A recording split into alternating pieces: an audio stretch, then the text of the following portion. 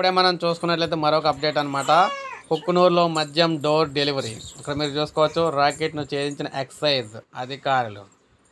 ఏలూరు కొయ్యలగూడెం గ్రామీణం అనమాట. ఇదంతా కూడా వ్యానులో వచ్చి ఇంటింటికి మద్యం విక్రయిస్తున్న రాకెట్ను ఎక్సైజ్ అధికారులు ఛేదించారు. ఏలూరు జిల్లా కుక్కునూరు మండలంలో వాహనంలో భారీగా మద్యం సీసాలు పెట్టుకొని యథేచ్ఛగా విక్రయిస్తున్నారు. మండలంలోని బయ్యానగూడెనికి చెందిన వ్యక్తి జంగారెడ్డిగూడెం ప్రాంతం మద్యం సిండికేట్ తరపున రోజు వాహనంలో మద్యం తీసుకెళ్లి చుట్టుపక్కల గ్రామాల్లో విక్రయిస్తున్నారు. ఇలా కొన్ని వారు గ్రామాల్లో అధిక ధరలకు విక్రయిస్తున్నట్లు తెలుస్తుంది. ఇలా అమ్ముతున్న వీడియో మంగళవారం సామాజిక మాధ్యమంలో చక్కర్లు కొట్టడంతో అధికారులు దృష్టి సారించారు.